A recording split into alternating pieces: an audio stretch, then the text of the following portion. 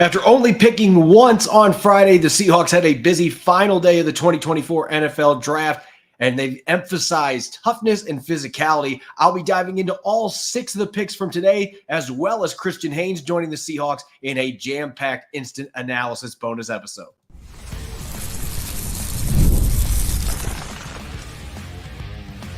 You are Locked On Seahawks, your daily Seattle Seahawks podcast. Part of the Locked On Podcast Network, your team every day. Greetings, 12. This is Corbin Smith, host of the Locked On Seahawks podcast, your daily Seahawks podcast, part of the Locked On Podcast Network, your team every day. The Seahawks wrapping up a busy 3 days at the NFL Draft. Only had one pick on Friday, but they certainly had to sweat it out for Christian Haynes, who they ended up picking 81st overall in the 3rd round. And then today, a flurry of activity, a trade early with the Denver Broncos, and then 6 selections in the final 4 rounds. I'm going to be diving into each of those 7 players that were added in the final 2 days of the draft and talking about some of the themes that we saw in this draft class from Mike Macdonald and John Schneider. It's going to be a jam-packed episode, and a special thanks, as always, to all the 12s that are listening in as we break down all these new selections composing Seattle's 2024 draft class. Let's get to it here on our bonus edition of Locked On Seahawks. On Friday, the Seahawks were coming off that high of being able to draft Byron Murphy II on Thursday. Again, that was something that John Schneider and Mike Macdonald didn't think was possible for him to fall into their lap, the number 1 graded defensive player on their board. So they went into day 2 excited about that pick, but the downside, no second-round selection after trading down. Leonard Williams is who they were thinking about the entire time. He's their second-round pick after trading away that selection to get Williams last trade deadline. And so they had to wait a long time until they finally were on the board at number 81 overall. And the way that this played out, being in the media draft room, when the draft got into about the mid-50s, I started thinking this is a prime spot for Christian Haynes, my 36th ranked prospect. This is a prime spot for the Seahawks to be calling around a little bit. See if you can move up and get this kid a 2-time All-American. The Seahawks obviously did not do that, and yet Haynes continued to tumble. And I was wondering, are there some medical reports that we don't know about? Something has to be going on. How is this guy still on the board? And then a few picks before the Seahawks were up at 81 overall, the Houston Texans and Indianapolis Colts both traded up and leapfrogged a few picks in front of them. And both of those times I thought for sure they're going to be drafting Christian Haynes. Both those teams could use upgrades to their guard spot. And it turned out that's not what happened. The Seahawks, for a second straight day, they were really fortunate that a player they had high on their board, they were able to get him. He fell into their laps. And being a guard, obviously it's a position group. Even John Schneider himself, he has said that they're overdrafted and they're overpaid because there just aren't very many good guards in the NFL. It's a tough position to be able to bring in quality players for. And so teams pay big bucks in free agency. We even saw that with Damian Lewis. But this was an incredible value getting Christian Haynes at number 81 overall. If you just look at the numbers that he has produced in his time at UConn. Last year, this was a down season by Christian Haynes standard. And that just tells you the kind of player that we're talking about here. 1 sack allowed, 12 pressures, 98.5% pass blocking efficiency. If you look at his numbers 1 year earlier, when he was also a 3rd-team All-American for the Huskies, he gave up 3 pressures and no sacks the entire season. And this is not a guy that missed a bunch of games. In fact, he started 49 consecutive games in his last 4 years at UConn. So not only was he effective, not only was he consistent, but he was durable. So we're talking about a player who brings an incredible amount of polish to the Seattle Seahawks. And that was one of the themes of this entire draft. Aside from Byron Murphy II, who was coming in at just 21 years of age, an early entrant in the NFL draft, there weren't very many of those in this draft class, though. NIL, as well as the COVID rules, you have a lot of players that are going back to school and they're staying in college longer. So you didn't have near as many of those early entrants in this year's class. Byron Murphy II was one of the few of those elite incoming juniors that entered this draft class. After that, the Seahawks picked a lot of older prospects, and some fans might not like that, but that's the way this draft class was composed. A lot of your really solid players in the middle to late rounds, you were going to be picking guys that had 5 or 6 years of college experience. That's just the way this class was composed. So Haynes, 24 years old, little bit older player, but still, you are bringing in somebody that's got over 3,300 snaps during his college career at UConn. He was a 2-time All-American, and this really speaks volumes to me. And this was what I was saying in the media room with a few of the other reporters, that if you remember in 1992, Cortez Kennedy won Defensive Player of the Year for the Seahawks when they went 2-14. That is an incredible accomplishment, playing on a terrible team and still getting an award of that magnitude. A All-American selection at UConn is about the same thing at the college football level. The Huskies have been really down for a long time. They were a 500 team last year, and then they regressed this season and only won a couple of games. But Christian Haynes continued to play at a very high level, got invited to the Senior Bowl, and he was a third-team All-American again. So you get a player like that that's playing for a downtrodden program that is an independent. They don't play in a Power 5 conference. For him to be on that radar 2 years in a row, he clearly was a respected prospect, gets that Senior Bowl invite, does really well in Mobile. As far as what he's going to bring to the Seahawks, here's my quick scouting report. The first thing that jumps off the tape watching this kid, and this is why I had him in the mid-30s on my scouting report or my draft board, this kid is a body mover. He is a bully. He's got an incredibly powerful lower body, not quite as big up top, but it doesn't matter because he's got the torque from his lower body. He's going to knock people off the ball, and he relishes that. He's also a really good movement blocker, and what I mean by that, he gets to the second level and he takes really good angles to linebackers, corners, and safeties. You can find a number of plays during his time at UConn where he was sent out on screens, and not only was he able to get his hands on a secondary player, but he's got sticky hands on top of it. He on the block. He's one of the best pulling guards you're going to find as well. So he gives you a lot of scheme flexibility. Mike McDonald wants to run zone and gap schemes. Ryan Grubb has a history of being able to do both. So having a guard that can give you that flexibility, who is a really good run blocker, both on the move and when he's able to just shoot out of his stance and bully people, Christian Haynes can do that. And then in pass protection with the athleticism, the background that he brings, playing over 3,300 snaps at UConn, he is as good at mirroring as you're going to find at the guard position. And with that thick lower body, if you are trying to bull rush this kid, good luck, because he is going to set a cement anchor. And then once he does that, he's going to lock you down. Very rarely lost at the college level to bull rushers. As far as the negatives, this is not a huge thing to me. Again, I think that Christian Haynes is a very polished player, which is why I was stunned he fell to number 81. But when you watch the tape,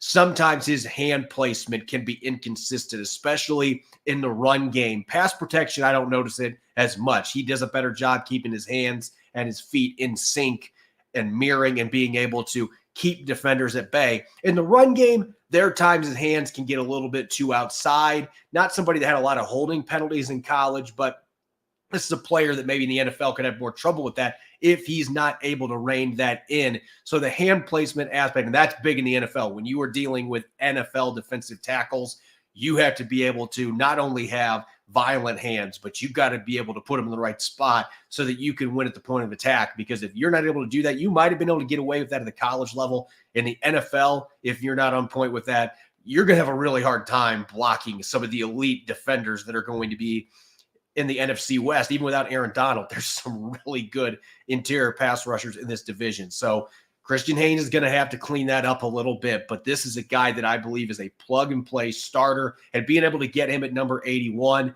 I'm anticipating that he is going to be on the right side. That's where he got all of his snaps. Anthony Bradford, maybe he goes over and competes with Laken Tomlinson. Maybe they have a competition between Haynes and Bradford there, but I would think that Haynes has the advantage there with the accolades, just being one of the most established guards that you're going to see coming into the NFL in terms of the All-American honors, the stats, the film.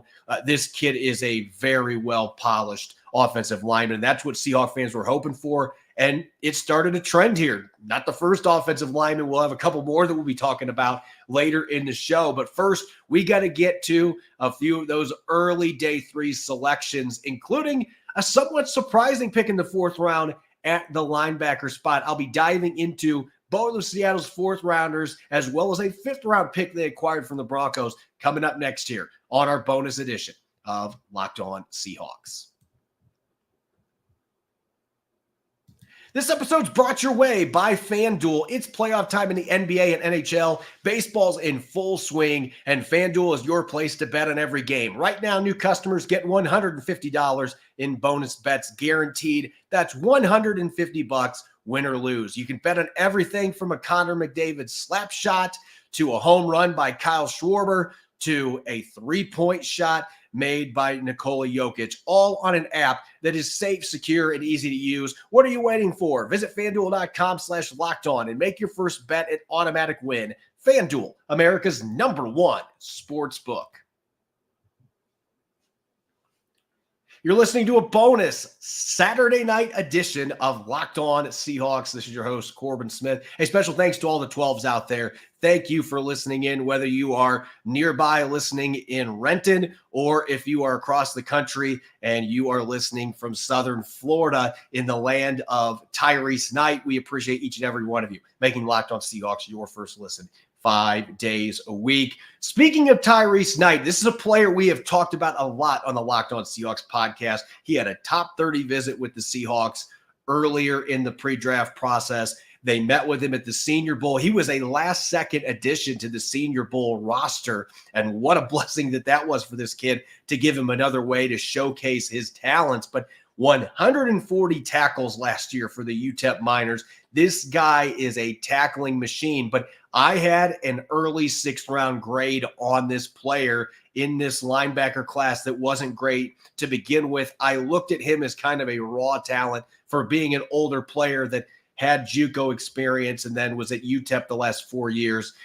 This is one of those seasoned players, so to speak, but yet he's only played off-ball linebacker exclusively for the last season. He played some off the edge, so there is versatility to his game. I just anticipated that he was going to last a little bit longer, but there was a run on linebackers, and clearly Mike McDonald, after meeting with this kid, talking X's and O's, being able to discuss his strengths, his weaknesses at that official visit, he clearly was very impressed by him.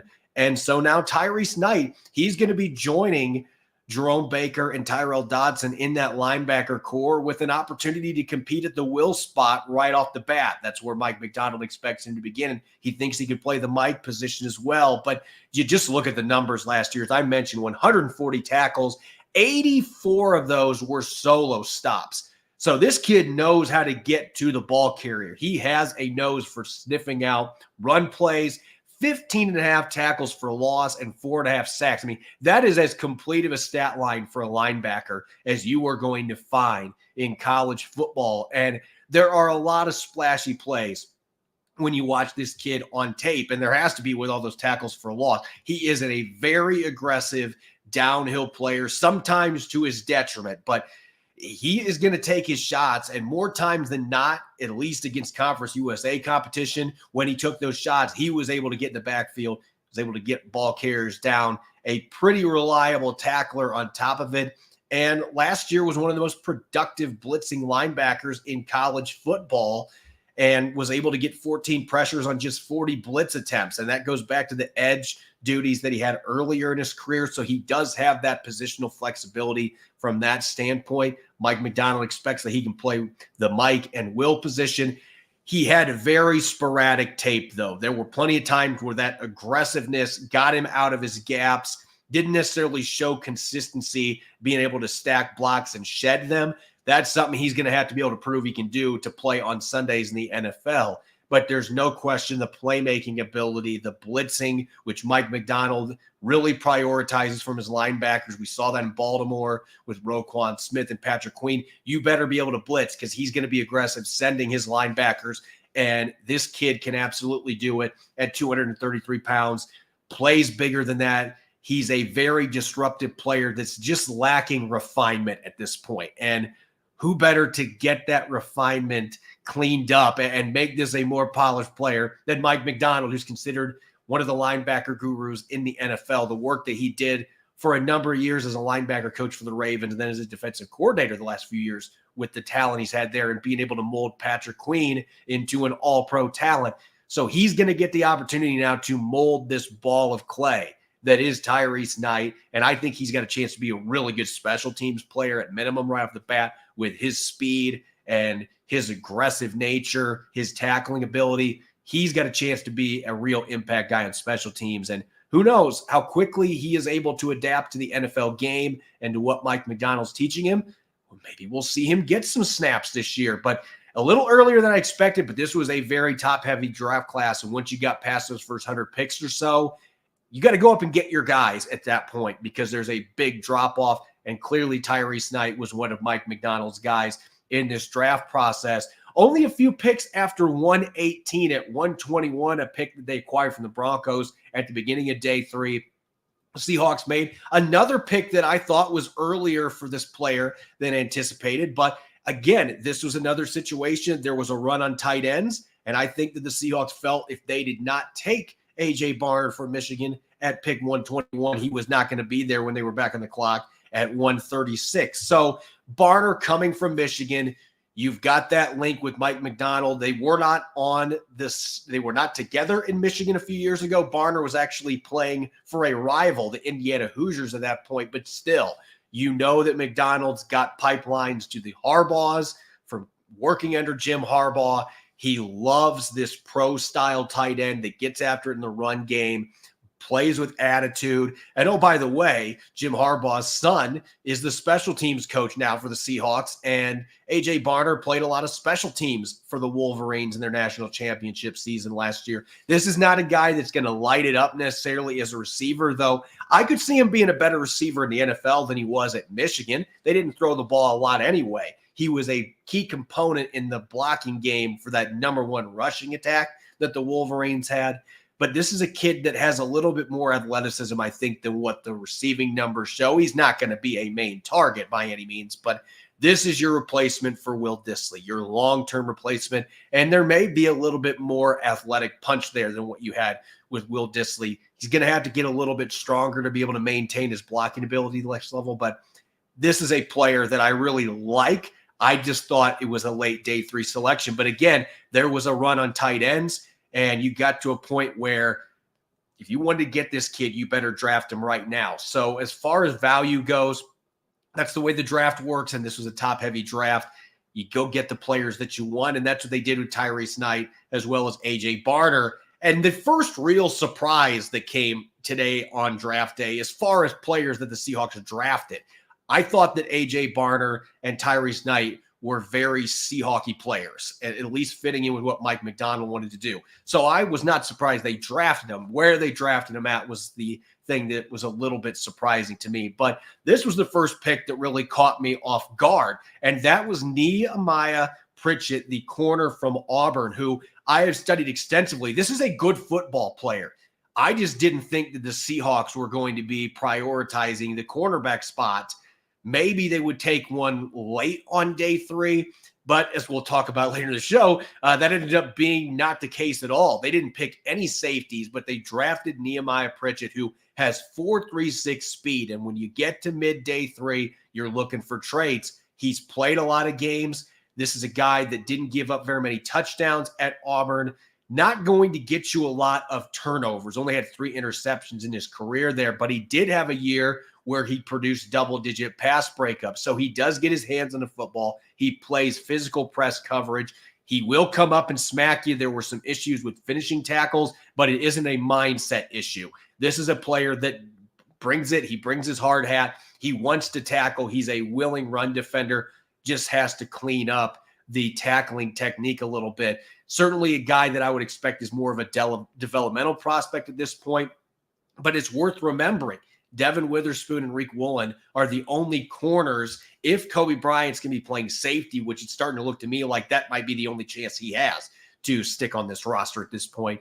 But if you don't have Kobe Bryant in that mix, Witherspoon and Woolen are the only corners under contract after next year. Mike Jackson, Trey Brown are both free agents. Artie Burns is a free agent. And all of those guys now are on notice, especially Mike Jackson, because the Seahawks could say, look, we're going to get rid of this restricted free agent tender, and we're going to try to do a cheaper contract because now we have corners in here. But Pritchett is a player that brings a lot of athleticism. He's explosive, and he has kick return experience. So I could see him being in the mix there with D. Eskridge and Laviska Shenault to return kicks for the Seahawks as a rookie. From that standpoint, it's solid value. Just wasn't a player that I had on the radar because I wasn't expecting the Seahawks were going to be taking a corner that early, a pure corner who's going to mostly be playing the outside like Nehemiah Pritchett. When I come back next segment here, we got 3 more picks to break down. The Seahawks were not done drafting Auburn corners, and they weren't done addressing their offensive line. I'll get to their final 3 picks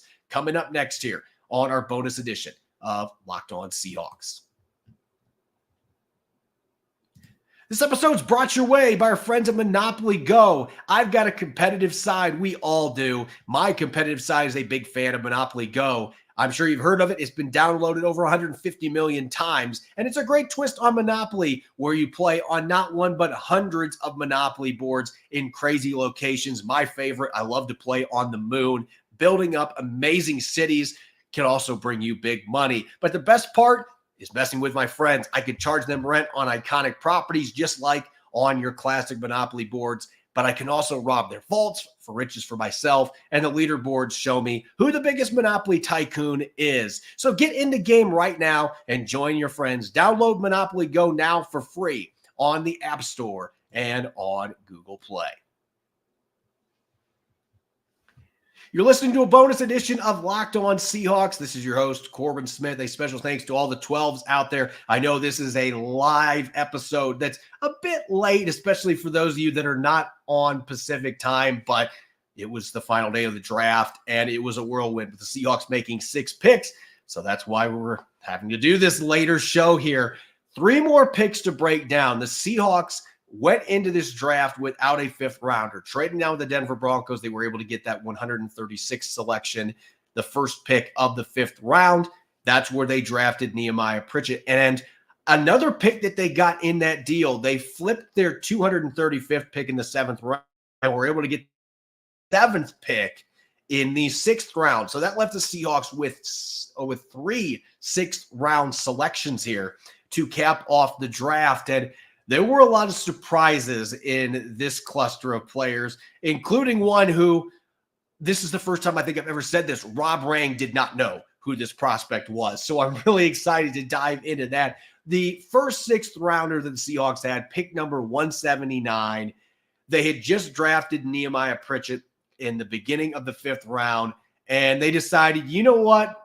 We're just going to scout Auburn corners, and we're going to draft another one. And they went with the player that I actually had a higher grade on between the 2 players. I had a 6th round grade on Pritchett, and I had a 4th round grade on DJ James. And James had much better stats last year. He previously played at Oregon, so there are some Pacific Northwest ties there. He was with the Ducks the first 3 years he was in college, and then there was a coaching change. He got the opportunity to go to the SEC, and he jumped at it to join Auburn. But last year I had 38 tackles, 2 interceptions, and 8 pass breakups. This is another player that has a little bit of positional versatility. His testing doesn't suggest that he would be a slot corner, but his film shows that he has enough quickness that he is able to handle that. So I actually think that James is the player of these 2 that's more likely to compete at the slot position to try to get some snaps. I think he's going to be a good special teams player. Ran in the low 4.4s, so another really fast corner, not quite to Pritchett's level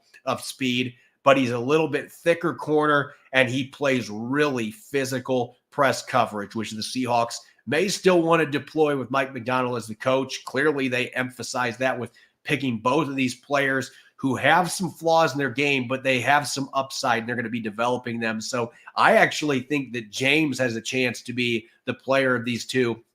Maybe has the best chance early to try to fight for playing time. But both these guys are going to have to earn their keep on special teams.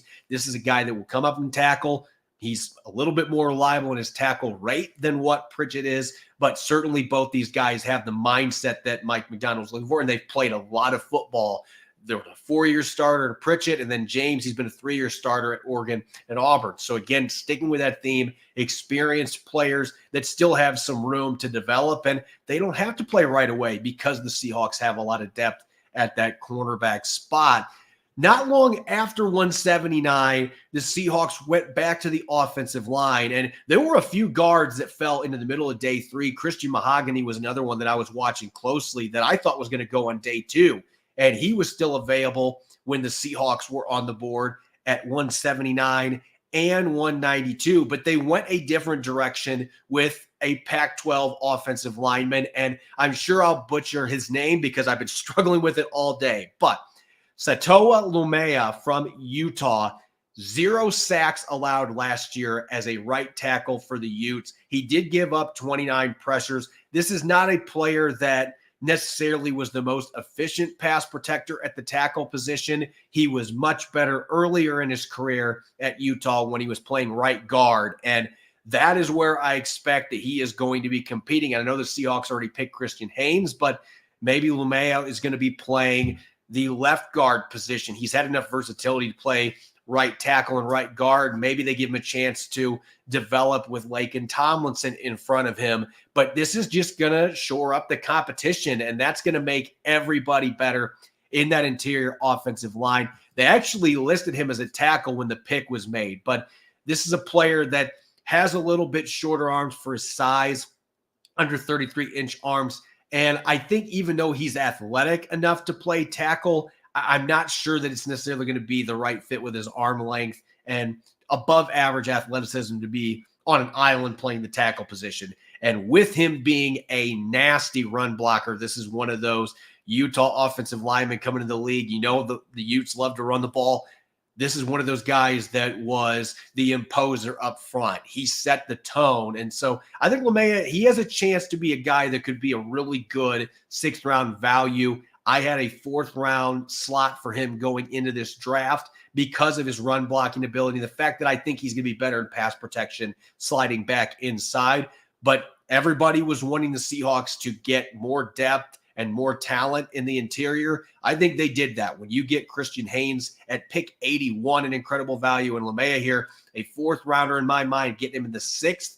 Both these guys are high value selections to add to the interior of the offensive line. And so I think both these picks are really going to help. And I think Scott Huff, Steve Hutchinson with his involvement, they clearly identified these guys as the road graders that Mike Macdonald's looking for that also have some pass protection skills on the inside. Now let's get to the most surprising pick, maybe in this entire draft. I did not get to see all the picks in the 7th round, but through the first 6 rounds, and again, I have never seen my colleague Rob Rang stumped. And that's what happened here when the Seattle Seahawks drafted Michael Jarrell out of Findlay College in Ohio. It's a Division II school.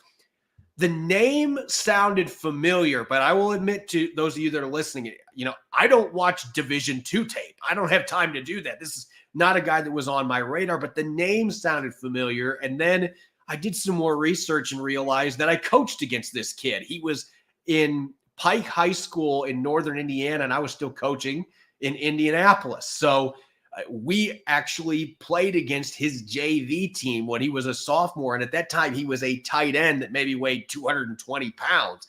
And now he's a 309-pound NFL tackle that's getting drafted in the 6th round. And I'll post the numbers again. This is why the Seahawks were intrigued by this kid. He was a 2-time All-American. I know it was Division II competition, but he was a 2-time All-American.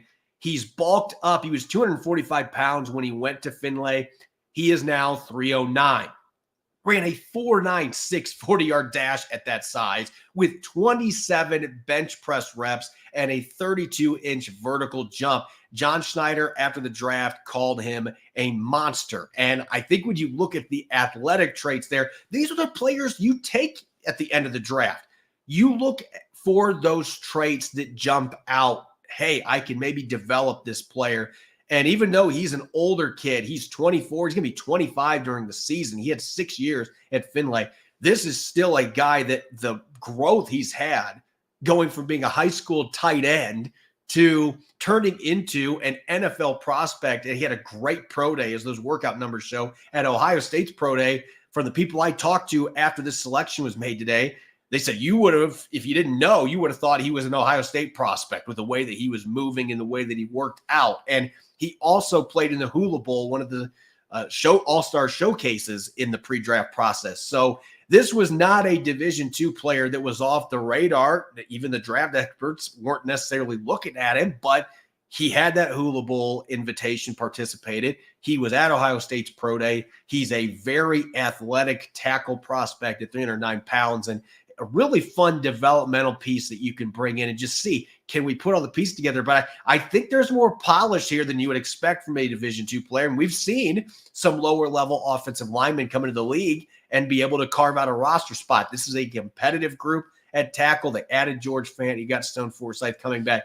So there's going to be quite a bit of competition there. And yet this is a kid that's going to be coming in ecstatic about the opportunity, and he's going to be looking to prove that the Seahawks made a good investment there. So this was not a pick I was expecting, completely out of the blue, off the radar Division II player, but Seattle has made a few selections with Division II players over the past 5 or 6 years. Drake Young being another one that they drafted in the 7th round that had a good rookie season and made the roster. So they're going to take those chances when their scouting department sees a player that they feel has those physical tools or has those traits that warrant a selection that maybe we can develop and he can become a guy that makes the roster. So I'm really excited this kid gets this opportunity, especially once I found out, wait a second, this guy caught a touchdown against my JV team back in 2016. So an interesting tie, a small world, but really intriguing pick when you look at the athleticism and a pretty good size as well. So he's going to get a chance to compete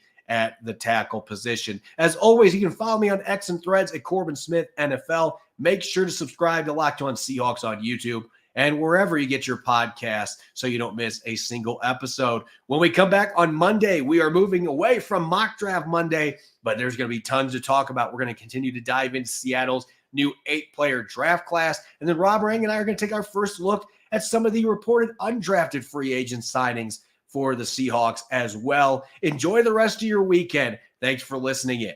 Go Hawks.